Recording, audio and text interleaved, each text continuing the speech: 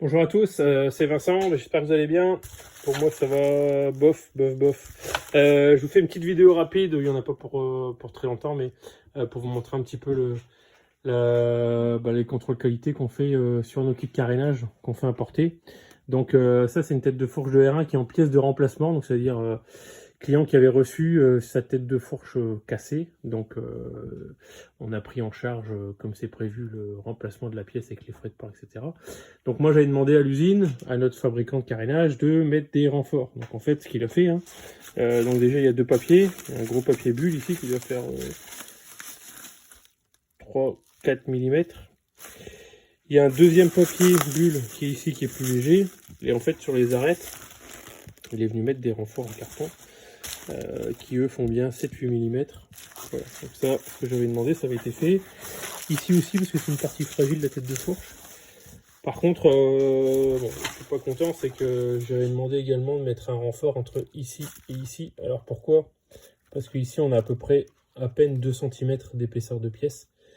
Et quand c'est dans le carton, en fait, ça a tendance à plier dans ce sens-là. Enfin, c'est-à-dire ces deux parties-là, avec le transport, la manutention du colis, ça a tendance à s'écraser un peu et du coup ça vient fragiliser ici, ça vient casser. Donc là je vois qu'il a pas mis, donc le fabricant il a pas mis le renfort comme demandé, donc forcément de l'autre côté il l'a pas mis.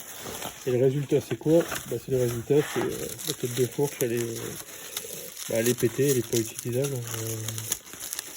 Je vais vous montrer, tac, cassé en deux, donc là tout à faire. Et de l'autre côté, là, pareil, je vais pas mal le déballer.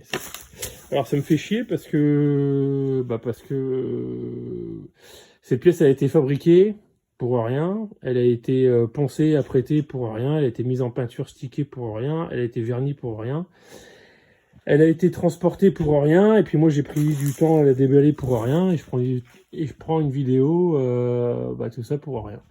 Donc voilà, bon, voilà, on n'est pas parfait, des fois il y a des soucis, donc là on a un problème sur ces têtes de fourche, donc ça avance, on a les cartons qui sont mis aux extrémités pour éviter que ça casse, vu que les pointes sont fragiles, mais par contre j'ai pas encore les renforts demandés, donc voilà, bon j'ai fait une réclamation il y a quelques minutes, pour leur bouger un petit peu les puces, et voilà, qu'ils arrêtent de m'envoyer des pièces pour lesquels il y a 95% de chances que ça casse. Donc pour notre client, il n'y a pas de souci.